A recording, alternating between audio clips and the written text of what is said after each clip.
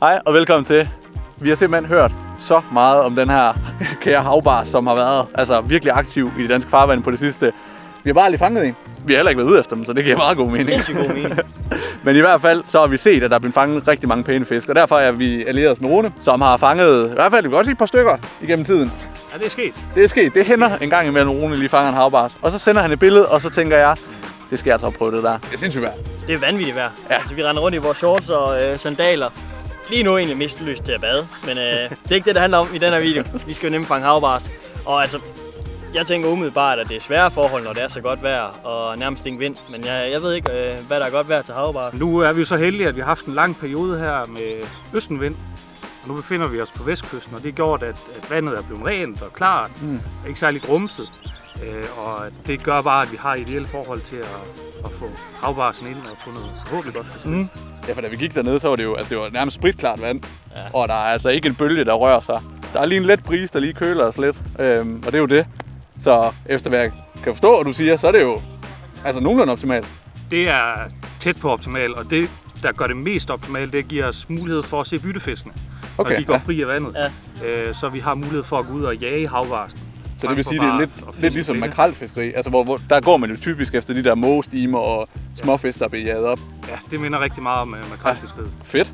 Men det er allerede super fedt nu, at det mest optimale fiskeri, det er faktisk, når vejret det er sindssygt lækkert. Så kan man lige få en tagen samtidig. Ja. Det er jo sindssygt. Alle forhold, de er jo, som I kan høre, som de skal være. Så er det bare et spørgsmål, om vi kan fange noget. Men det er også lidt et sats. Er det ikke sådan lidt, enten så er de her, eller så er de her ikke? Jo, det er jo meget kyststrækning, de kan gå ind på.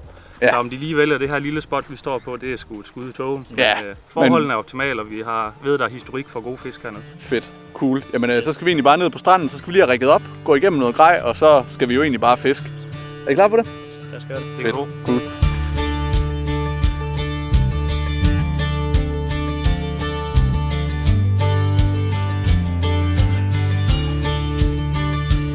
Nu er jeg jo ikke vant til at fange havbars. Det er primært havet, jeg plejer at gå efter på kysten. Men hvis man nu skal sige, hvad er en stor havbars? Altså, hvad kan vi forvente? Jamen, jeg tror i dag, der skal vi nok forvente fisk mellem 30 og 50 cm i længden. Altså 50 cm, det lyder rimelig fint. Det lyder udmærket. Ja, også fordi jeg hører havbars, de skulle kæmpe sindssygt godt, kontra størrelsen. Det gør de også. Ja. Jeg vil ikke sige, at du kan sammenligne det med en havørred rigtig på nogen måde, fordi der er noget mere power i den. Og fighten foregår ikke i overfladen, nødvendigvis som det gør med en havørred. Så det er sådan lidt et godstog, der bare trækker? Ja, lidt. Ja, sådan lidt nabor. Lidt nabor, ja. Ja, bare i havversion. Bare lige i havversion og lidt mere sølvfarvet. Fedt. Ja, cool. Jamen, så håber vi på sådan en på 50. Ja, og der er jo blevet fanget en større eksemplar lidt længere ned ad kysten. Ja. Så vi kan være heldige at få en 60 plus centimeter fisk. Det kunne være lækkert. Vi kan også være skide uheldige, at der ikke kommer nogen fisk overhovedet. Ja. Men, og hvis der ikke gør det, så sker vi bare lidt tips og tricks til, hvordan man ikke skal fiske havbars. Ja. Man skal ikke bare få rigget op. Lad os gøre det. Når nu man snakker avnen til havbarsen her, så er det jo ikke fordi, det er meget anderledes end det, man kender fra sit havørredfiskeri. Det er jo klart i og med, at du så kommer ud her på vestkysten, hvor forholdene de tit kan være lidt barsk, end man måske kender det fra en fjord.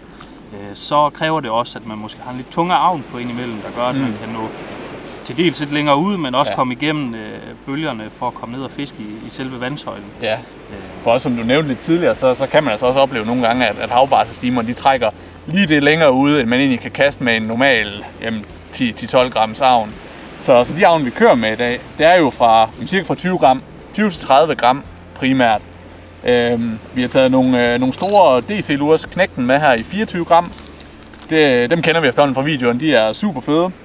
Så har du snakket lidt om, at sådan en klassiker som sølvpilen, at det også kunne være ret frækt herude. Og orange farver, har jeg også hørt en lille fugl synge om? Jo. Jo. Du siger jo, at orange farver, det har det bare med at fange lidt bedre.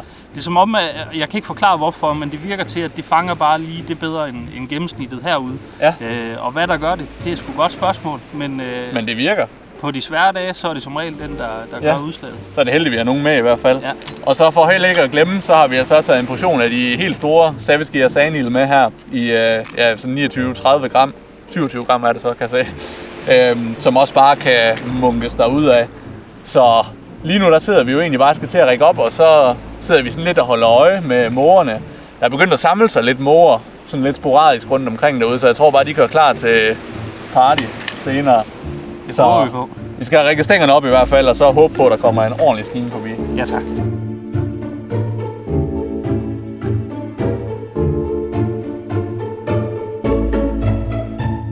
Nu står jeg så småt og ved at række op til de her havbars her, og som Rune han sagde, så skal vi altså lidt ekstra ud i dag.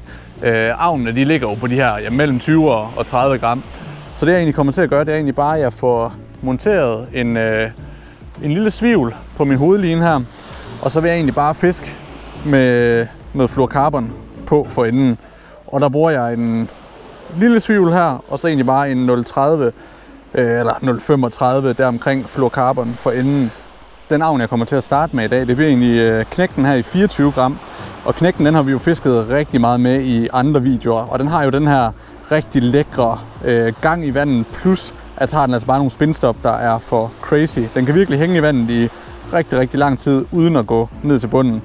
Så jeg får den egentlig bare rigget op på min fluorocarbon her. Med først knægten på her, så skal vi have en lille perle. Der tager jeg en nogenlunde neutral perle i dagens anledning. Nej, ved du hvad, jeg tager faktisk en orange. Nu var der så meget snak om det her orange, det virkede. Så en lille orange perle.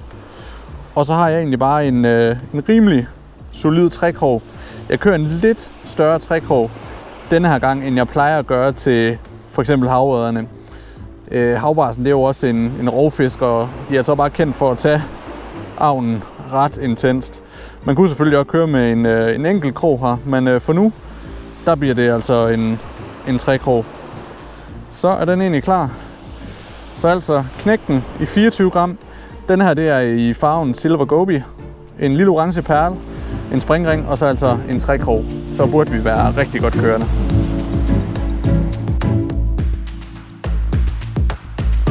Nu er vi lige sådan gået en lille smule hen ad stranden, har vi allerede set de første fisk, der har hoppet herude.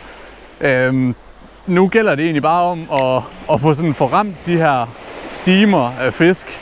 Der er ikke sådan det helt vildt inde endnu, men vi ser sådan lidt sporadisk fisk, der hopper, og faktisk noget lige herude foran. Og det kan selvfølgelig, skal det siges, det kan også være hornfisk. Dem er der altså også masser af nu her. Så der er sådan en chance for at fange, men sådan 3 slags fisk i dag. 4 slags. Der er selvfølgelig havbarsken, så har vi makrellerne, som typisk også kommer ind nu her. Og så har vi hornfisken, og så kan der altså gå rigtig fine havrødder iblandt herude. Det er koldt, det vand. Det, der sker lige nu, det er egentlig, at vi går og fisker her, og så kan vi bare se, at man nogle monsterplask ude i horisonten. Det er alt for langt til, vi overhovedet kender derud, men det er altså bare, det ligner, man taber en ko i vandet derude. Det er sindssygt store plask. Så spørgsmålet er, om det er noget havrødder, eller måske noget laks, der trækker forbi, og så plasker derude.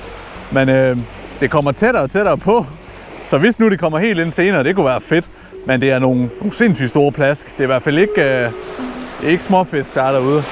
Det er helt sikkert.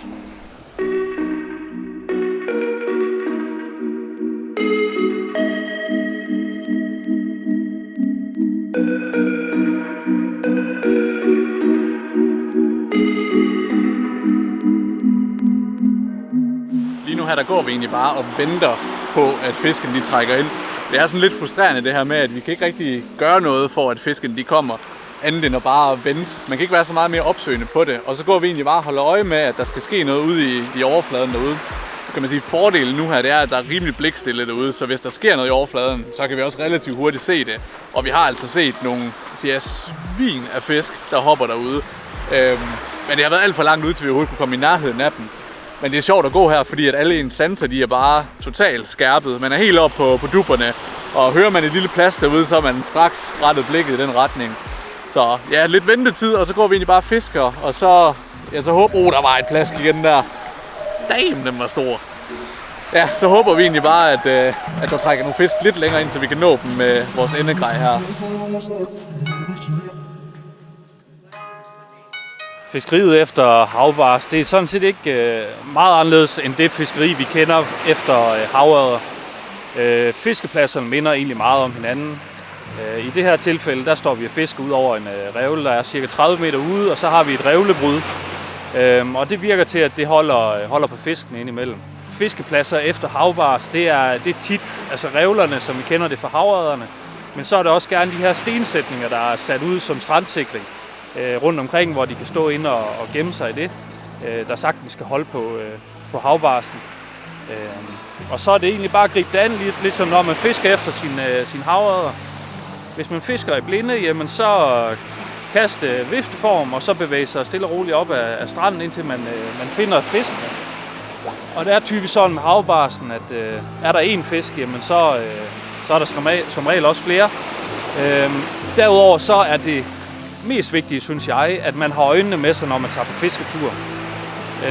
Det er en flot natur, der er herude, og man kan hurtigt blive grebet af stemningen og kun fokusere på alt det pæne.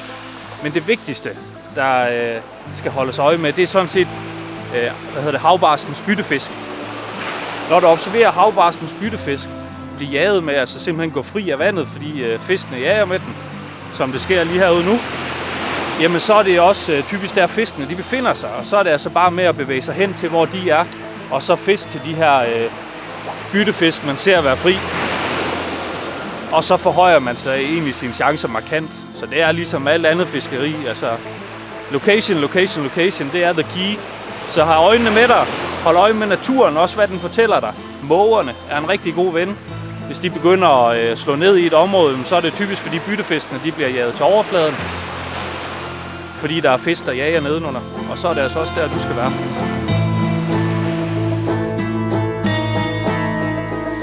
Nu har vi fisket i mange timer. Ja, det er 4-5 stykker. Ja, og det er ikke ligefrem, fordi fisken de hænger på træerne. Vi havde selvfølgelig håbet på, at vi havde nogle havbars, vi kunne vise jer, og vi giver heller ikke helt op endnu. Nej. Vi skal fiske indtil det bliver mørkt, men nu tænker vi, nu må vi lige lave outroen, just in case, at vi ikke fanger noget. Men helt fantastisk smuk aften. Altså. Ja, det kan man godt undre sig selv i hvert fald, at komme op på de her kanter og se den her solnedgang, fordi det er eddermame unikt. Det er det godt nok. Det er altså en lille smule romantic på en helt forkert måde. Men det havde pyntet med en havbars i hvert fald. Det havde det. Men uanset hvad, så håber jeg i hvert fald, at I kunne bruge de her tips og tricks, vi er kommet med til noget. Det bliver i hvert fald ikke sidste gang, vi er ude efter havbars. Det kan være, at vi tager Rune med igen, hvis han kan finde ud af at fange noget en anden dag. Om ikke andet, så kunne vi fange hornfisk. Ja, vi har fanget lidt hornfisk. Ja. Det er altid godt med lidt nap i stangen, som man siger. Så jeg tror bare, det er ved at være sent her. Så jeg tror, vi signer off her. Husk, at I kan støtte projektet ved at gå ind på vores webshop, købe en masse grej. Alt det, vi har brugt i videoen i dag, det har vi linket nede under neden i beskrivelsen. Og så håber vi egentlig bare, at vi ser jer i nogle af de næste film.